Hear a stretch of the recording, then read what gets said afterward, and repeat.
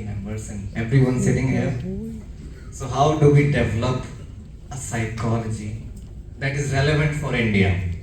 This is what Professor Kiran Kumar Salagame sir left us with, and this is something that preoccupies me from the past 7-8 years. So journeying with the divine feminine, emotion and deity possession in the worship of mountain goddess.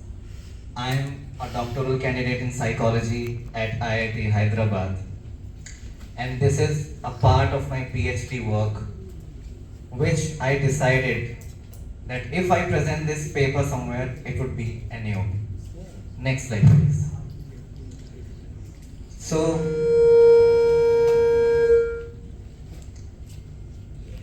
this research is about goddess Chandika. Now I'll take you to the Indian state of Uttarakhand, one of the parts of central Himalayan region, Garhwal Himalayas. And my field site is at the confluence of Alaknanda and Mandakini till Kedarnath. So that entire valley is known as Kedar Valley or Kedar Ghati. Goddess Chandika hails from there. Usually this long pole that you are seeing, known as Burma Thakra, is the goddess herself. So this is not just her palanquin, this is Chandika herself. So a local villager would bow down, not to the palanquin, this is the Chandika herself. So Chandika hamare ghar mein aa rahi hai. So that is the emotional sentiment. And this worship took place from October 2021 to June 2022 for 9 months. And it covered for more than 400 villages, and there was a procession where we walked barefoot for around 2,000 kilometers, and this is how I walked barefoot, and I fasted for months, around 4 or 5 months I walked with them and slept on the floor, and this is how we covered the entire procession. And there was deity possession. There were numerous people who were possessed by goddess Chandika and several other deities, and that perplexed me as to how to think of a psychology that is relevant to India. So the word that they used to describe their possession was Kampan, Bhav, Jhalar, Ras. Jhalar is like this, the vibration, and that is also Kampan.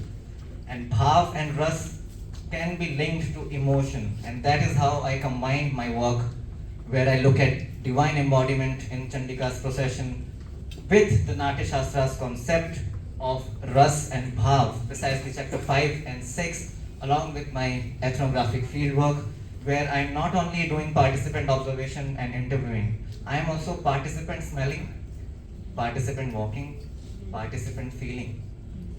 Next slide, please. So these are the objectives. What is the relationship between emotion and deity possession and their complex interaction during the ritual journey of a mountain goddess? What is the psycho-affective significance of deity possession and ritual journeys of deities in Garhwal Himalaya? So, broadening the scope, how can we account for the complexity of interaction that ritual brings to the stage between emotion and ritual, or rather, as we will see in this study, between deity possession and emotion? Next slide, please. Next slide. Thank you. So pilgrimages are not specific to Uttarakhand or central Himalaya, they are spread throughout India. I already told you from October 2021 to June 2022 this procession took place. So this is how we traveled from one village to the other. And this worship practice took place after more than 100 years, so I was fortunate enough to participate in it. And Pranjpe sir wrote a paper in psychological studies in 2010 towards and in defense of an Indian approach towards the psychology of emotion, where he says that Ras is the way. And in psychology in the Indian tradition, edited by Pranjpe sir and Ramakrishna Rao sir, they say that Ras is the most distinct contribution from India towards the psychology of emotion. So, next slide please. And even in Taittiriya Upanishad, the shloka is Raso Vaisa. So, the ultimate divine is Ras itself. So, this Ras and Bhav also used by my participants and throughout the ethnographic work that I took. So, I connected the dots and went on challenging journeys. So there was participant observation, case studies, structured interviews of the ritual specialists that were involved in consecrating the palanquin, or not just the palanquin, but Chandika herself, inviting her on to the palanquin. The people who were dressed in white that you saw in the first slide, they are known as Shivgans, who carry the palanquin from one village to the other. And this work adds to the psychology of religion and emotion, where this ritual journey is closely tied to the emotional attachment with the deities. Next slide, please. So now I would like to show you a glimpse of what the field looked like. So I kindly request to please play the video. That one. Yeah.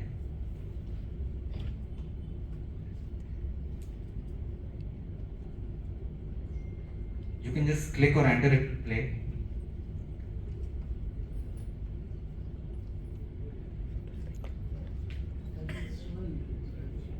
No, these are actually the videos. This is MP4 files. I guess they are not embodied in the presentation. Yeah. No, I actually ran through these are actually embodied in the presentation. However, what I'm trying to say here is that the moment a palanquin enters a ritually charged space, just like a temple, for instance, so there is a mass possession that takes place, and several deities come to venerate the goddess and also interact with her through her palanquin and through the divine embodiment that took place. As you can see, the person is holding his hand on the top. The video is not playing. However, after 9 months, when the palanquin returns to their own native village after this numerous travel, so the Shivgans who carried the palanquin, they developed a profound emotional involvement with the palanquin. And as you can see, there were more than thousands of people who went into a trance, cried, and around 12 to 13 people held a single Shivgan back from the palanquin. So they were not letting go of it, and they were entering a trance and crying and everything. Next slide, please.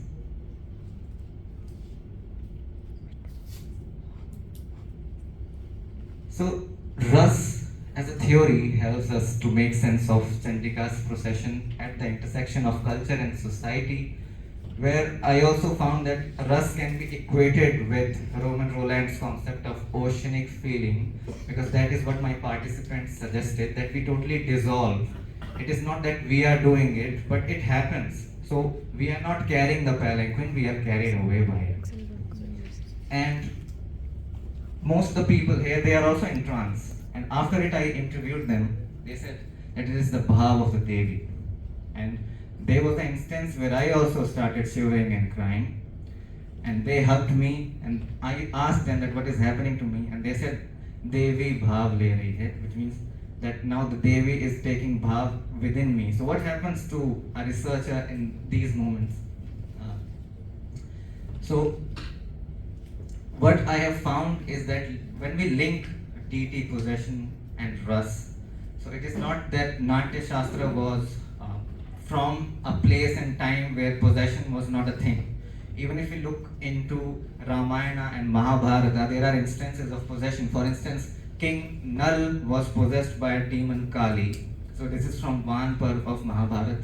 And again, Frederick Smith in his book, The Self-Possessed Deity and Spirit Possession in South Asian Literature and Civilization, states that most possession in Garhwal is bhakti-induced and notably aesthetic.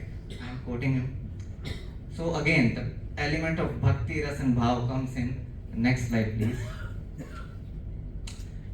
So the conclusion is that what are these processions doing? So why there is a need to travel for thousands of kilometers and have those blisters in the feet and then come back to the village? Why there is a need for this? So these ritual processions, as I have found, serve as a means to revive the cultural heritage and link people with places and places with people. So the significance is of place, time and mobility. And there are instances where this palanquin actually moves and tilts on its own. And they say that there are several, about 120 herbs that are kept, and that entire complex process. I'll not be going into that part, but it becomes quote unquote real for a moment. And this is also noted in a book in Oxford University publication 1991, Mountain Goddess by William Sachs, where he quoted a participant that Rus of the palanquin comes in, and he has not theorized it. And that Rus of the palanquin stayed with me. That what is this Rus that people are talking since 1991 in his study, and now I'm doing my work in 2021, 22, 23, 24. Again, they are saying Rus and Bhav. So I dived deep into it. Because my question, the original one, linking deity, possession, and emotion is fine. But my initial question is, how do we generate a psychology that is relevant for India? So this is my contribution, where we can see that Ras and Bhav actually can inform us about deity, possession, and emotion, and can help us to make sense of an immediateness of these events, so that we can understand that these deities are not a being that they come inside and they go.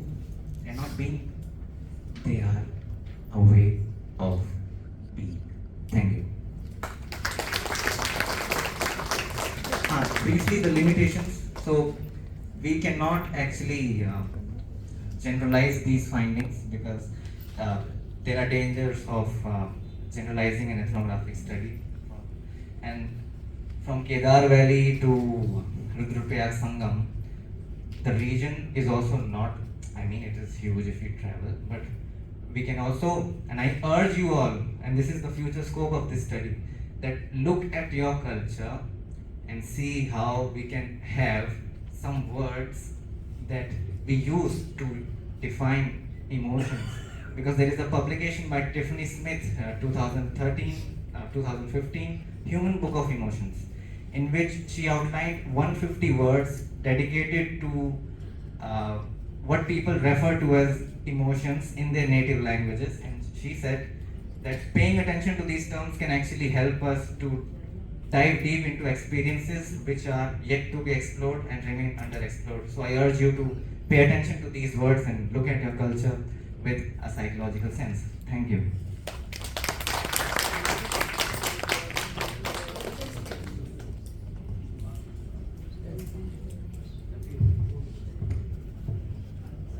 Thank you for presenting a nice piece of work and sharing your, you can say, graphic approach to unfold this kind of events or things in this country.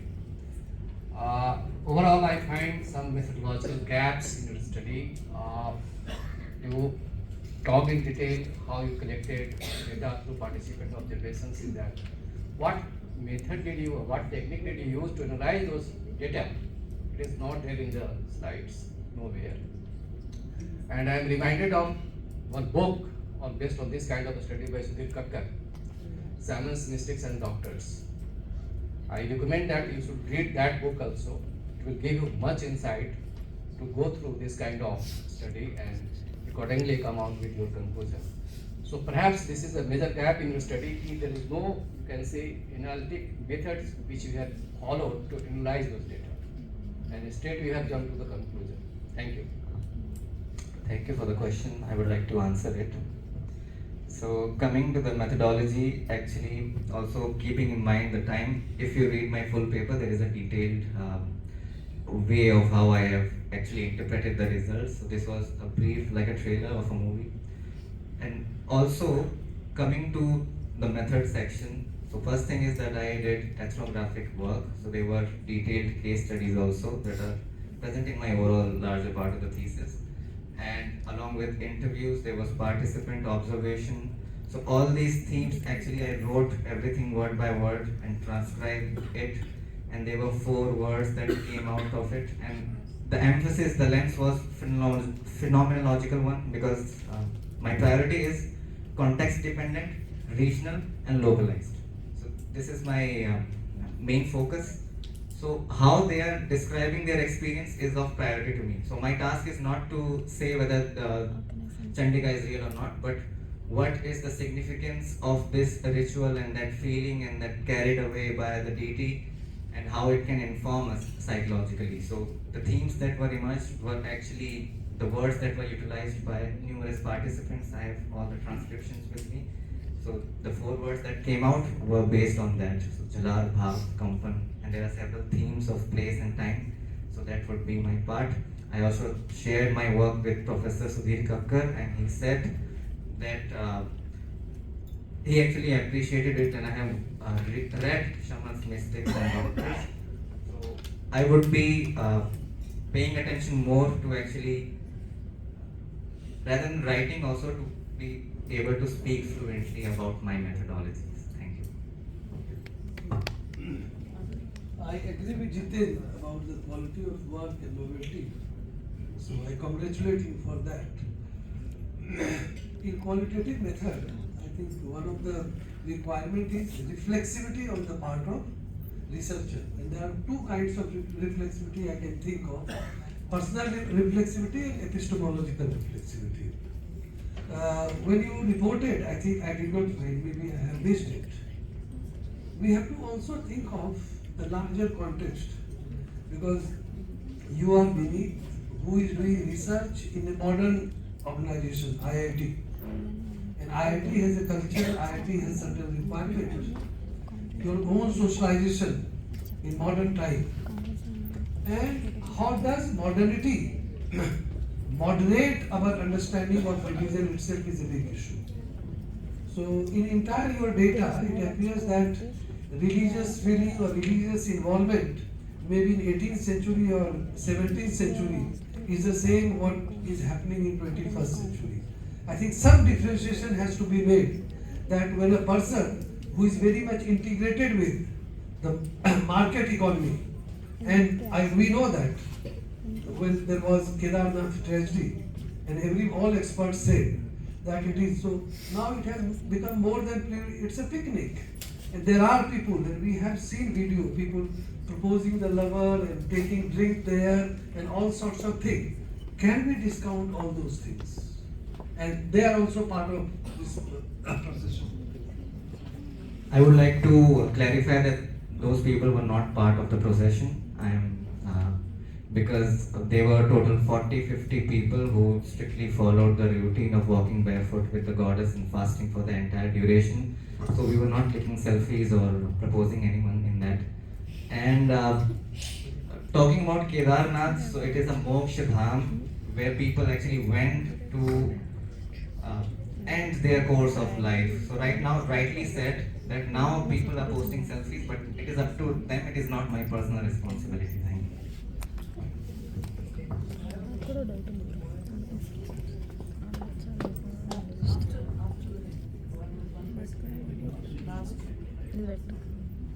You had raised your hand, you wanted to ask a question.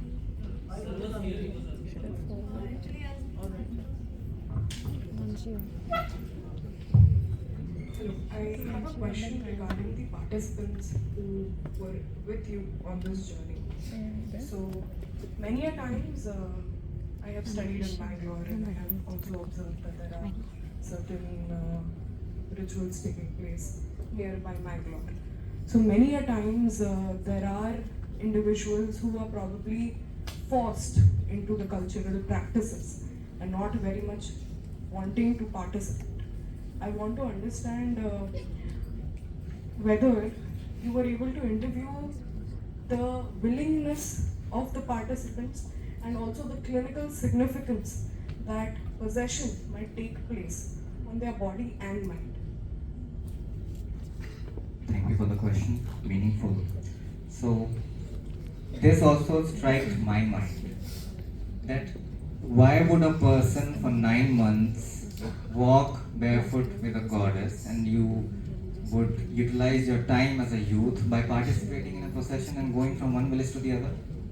So I asked them that what was the process of participating in the entire procession, and they said that we volunteered. Coming to the willingness. So they volunteered.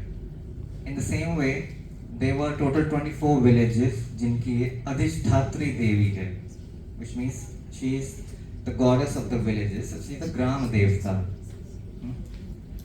So people from those 24 villages, around 40-50 people actually volunteered that we want to travel with the goddess. Why?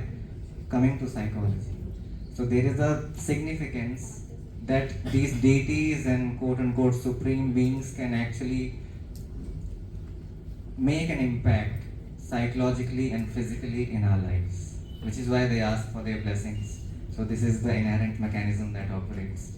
Second one, coming to the possession, is the belief that when the Devi or any Devta embodies a person, so their functionality is not compromised, as we see in the negative states of possession. And this is something that I am taking from Frederick Smith's work, The Self-Possessed, where he differentiates between negative and positive possession. So these are the instances of positive possession. Now they are again back to their lives, and they are participating in the daily routines and jobs and everything. All right. Can I? Somebody ask me a question? I want to ask.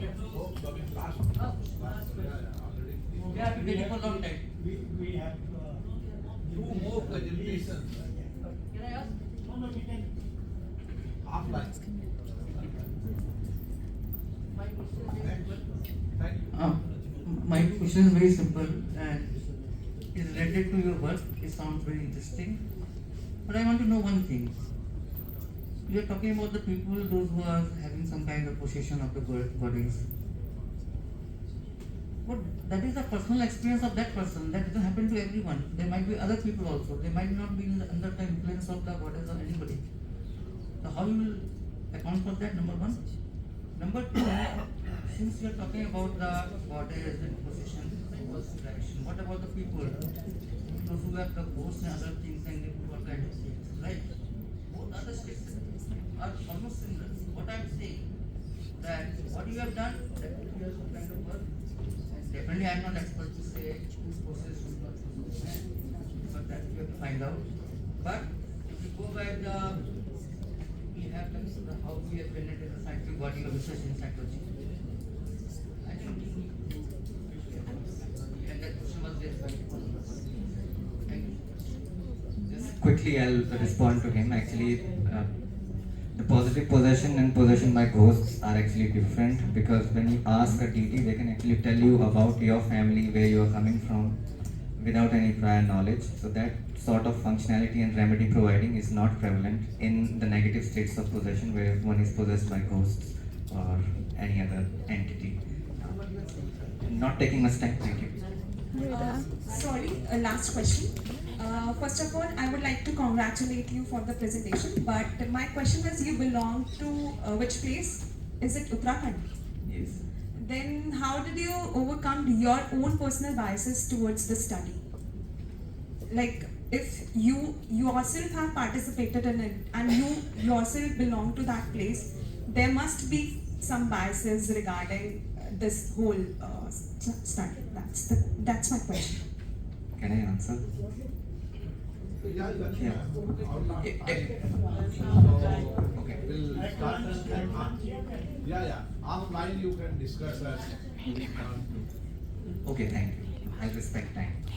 So next presenter is Clark.